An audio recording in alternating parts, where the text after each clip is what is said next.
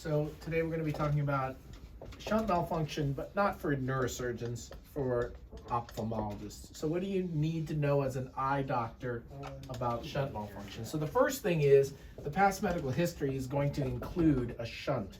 And we have different kinds of shunts, a ventriculoperitoneal shunt, a ventricular atrial shunt, and a lumboperitoneal shunt.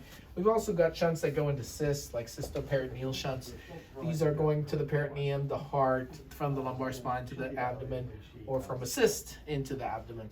And the reason you need to know it is the ventricular peritoneal shunt one is going into the ventricle. So both the VA shunt and the VP shunt, the patient's going to have a CT of the head first, and what you're looking for is hydrocephalus.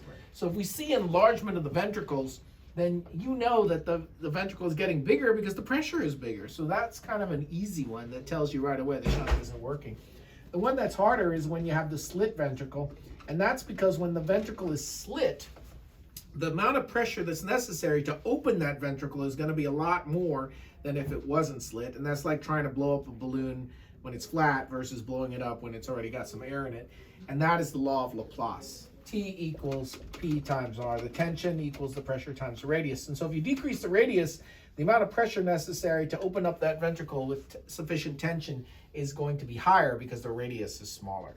And what that means for you clinically is slit ventricle can be over drainage or under drainage, and you cannot tell with just the CAT scan. And if it's under draining, that means the shunt could be failing. And so we're going to do a shunt series, and that seems like a fancy test, but it's not. It's just a series of x-rays to show if the shunt is connected or not. And if it's disconnected and coiled up in the abdomen, well, then it needs to be replaced. Then we've got a Shuntogram, and that's usually with technetium 99. The Shuntogram is injection of the nuclear medicine material, in this case technetium, into the reservoir, and then it shows up in the peritoneum. And so it's a timed study. We can see how long it takes to get down there, if it's getting there at all, and whether it's postural dependent or not. They have to stand up to get it to flow. But ultimately, the only way to know what the pressure is, the opening pressure, is to measure the opening pressure with a lumbar puncture. That's really the only way to know.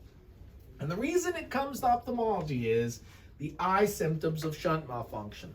And that means headache, signs of increased intracranial pressure, postural headache, blurred vision, transient visual obscurations, and of course the major ophthalmoscopic finding, papilledema. So if we see papilledema, well, then we know that the pressure's too high. In addition, you could have the dorsal midbrain syndrome, because if you have hydrocephalus on the aqueduct, it can cause the dorsal midbrain syndrome, Colliers lid retraction sign, Leitner dissociation, convergence retraction, nystagmus, ophthalmoplegia, upgaze paresis, Leitner dissociation of the pupils. And we could get a sixth nerve palsy. And the sixth nerve palsy, as you remember, is the non-localizing symptom and sign of increased intracranial pressure, so they could get diplopia.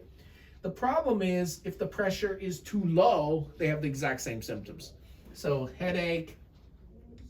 From low intracranial pressure, the pressure is worse when it's low when they sit up versus lie down. So when you have the high pressure one, you're worse when you lie down. When you have the low pressure one, the gravity pulls the fluid out, so it's worse when you stand up. The transient visual obscurations and the sixth nerve palsy can occur in either, but the papilledema only occurs in the increased intracranial pressure variety. So as an ophthalmologist, your job, ask about the symptoms of ICP, check their vision, do a visual field, look for papilledema, dorsal midbrain, sixth nerve palsy, refer to neurosurgery. They'll do the CT of the head for hydrocephalus. They'll do the shunt series, the Shuntogram. But if the pressure is high, you should treat it.